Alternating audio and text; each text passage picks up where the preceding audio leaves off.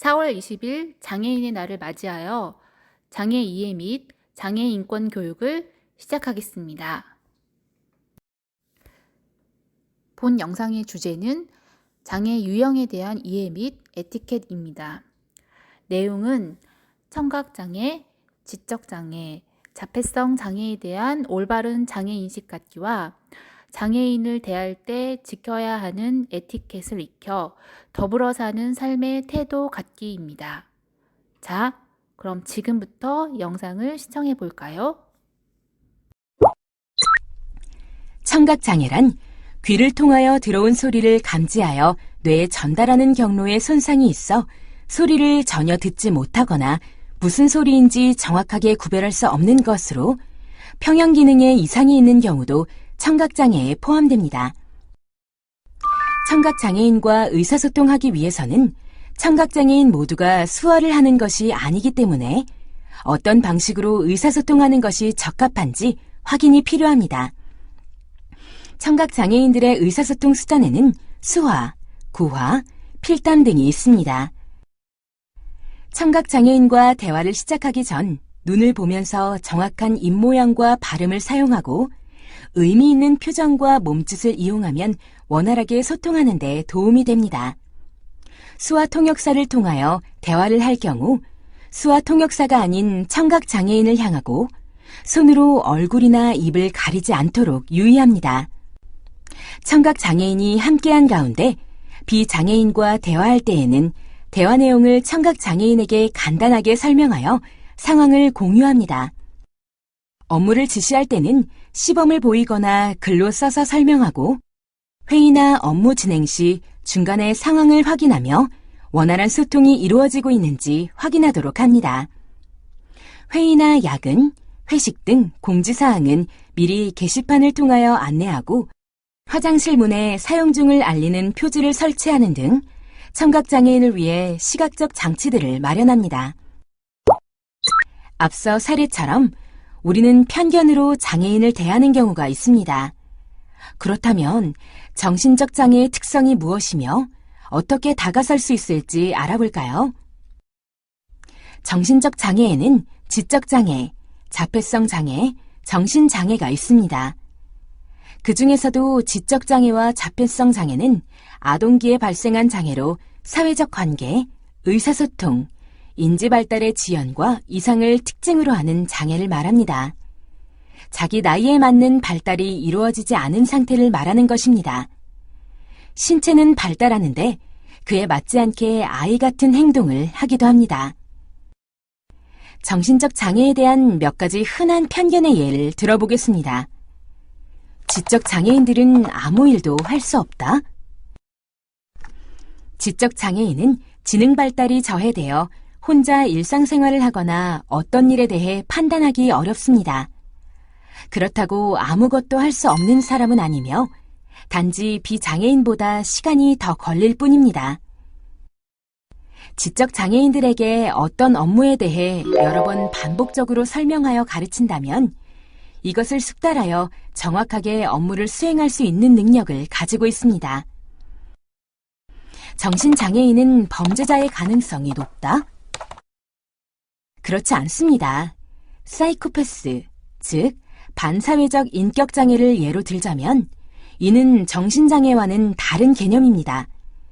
사이코패스는 정신 쪽의 장애가 맞지만 범죄와 연결이 되어 있는 정신질환의 일종으로 교정이 어렵습니다. 기질적인 문제인 것입니다. 그러므로 범죄를 무조건 정신장애인들의 행동으로 봐서는 안 됩니다. 역으로 생각하여 장애인은 지적 능력이 떨어진다?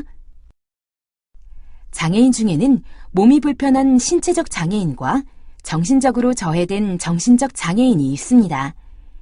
장애인 중에 지적 장애를 가진 이들은 전 세계 통계를 감안해도 1% 내외라고 하니 극히 일부입니다. 그럼에도 불구하고 장애인은 지적 능력이 부족하다고 생각하는 것은 지적 장애인의 행동이 더 특별히 눈에 띄기 때문입니다. 개별적인 특성을 가진 존재들인데 이를 일반화하여 생각하지 않도록 주의합시다. 정신적 장애와 유형별 응대 에티켓에 대해 살펴보겠습니다. 먼저 지적장애란 정신발육이 항구적으로 저해되어 지적 능력의 발달이 불충분하거나 불완전하고 자신의 일을 처리하는 것과 사회생활에 적응하는 것이 상당히 곤란한 상태를 말합니다. 지적장애인은 자신의 욕구를 알고 표현할 수 있으므로 의사를 존중해야 합니다. 그리고 비장애인과 마찬가지로 나이에 맞는 호칭 및 존댓말을 사용하여 존중과 배려를 표현합니다. 지적장애인과 이야기를 할 때에는 간단하고 분명한 언어, 즉 쉬운 표현을 사용해야 하며 몸짓 언어를 사용하면 이해에 많은 도움을 줄 수 있습니다. 교육 시 쉽게 성취할 수 있는 부분을 과제로 주어야 하고 가능한 실생활에 도움이 되는 지식과 능력을 개발합니다. 장점에 관심을 두고 많은 칭찬을 해줘야 합니다. 또한 또래 친구와 어울리고 사귀는 데 관심을 갖도록 배려합니다. 반복과 시범을 통해 충분히 작업을 안내하는 것이 효과적이며 한 번에 한 가지를 지적장애인의 이해도를 고려하며 설명합니다. 근무 시간, 적절한 근무 복장, 직장 규칙 등을 반복하여 설명해 주는 것도 필요합니다. 참고로 지적장애를 가진 사람도 투표가 가능합니다. 투표할 권리는 중요한 기본권이고 어느 정당이 어느 후보자가 공동체의 이익을 또는 장애인의 이익을 잘 대변하는지 나름대로 판단할 수 있습니다. 지적장애인들은 경우에 따라 정당 및 후보자들의 정견 및 정책을 제대로 판단하기 위해서 이해하기 쉽게 풀어 쓴 선거 홍보 자료 등이 필요할 수 있습니다. 선거관리위원회, 정당, 후보자 등은 과도한 부담이 되지 않는다면 지적장애인들에게 이해하기 쉬운 선거 홍보 자료를 제공할 법적 의무가 있습니다. 자폐성 장애는 정상 발달의 단계가 나타나지 않고 기능 및 능력 장애로 인하여 언어, 신체 표현, 사회 적응 기능 및 능력의 장애, 자기조절 장애로 일상생활에 상당한 제약을 받기 때문에 다른 사람의 도움을 필요로 하는 상태를 말합니다. 자폐성 장애인을 대할 때는 자폐성 장애인의 감정 상태를 살피면서 천천히 부드럽게 관계를 맺는다는 생각으로 대하는 것이 좋습니다. 최대한 시선을 마주친 상태에서 대화를 시도하고 쉽고 간단하며 구체적인 단어를 이용하며 짧은 문장으로 말하는 것이 좋습니다. 그림이나 사진 등 시각 자료를 함께 이용하고 분명한 목소리로 천천히 말하고 말을 끝까지 들어야 합니다. 만약 묻는 말에 계속 예라고 대답하는 경향이 있다면 단답형이 아닌 선택형 질문을 하는 것이 도움이 됩니다.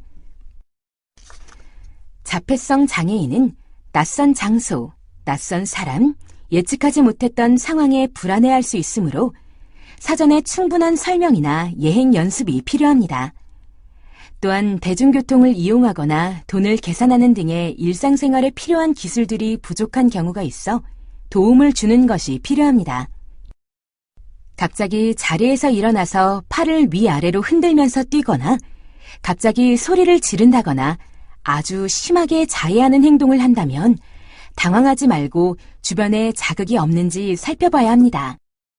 소리나 냄새, 빛 등이 불편하게 만들 수 있으므로 안전이 위협받는 상황이 아니라면 차분하게 대해야 합니다. 영상을 잘 보셨나요? 장애인식 개선 교육 이벤트를 안내드리겠습니다. 참여 방법은 본 영상을 시청한 후 퀴즈를 풀어 제출하면 됩니다. 제출 기한은 4월 21일 오후 5시까지입니다. 정답자를 추첨하여서 등교 후 소정의 선물도 증정하니까 많이 참여해 주세요. 감사합니다.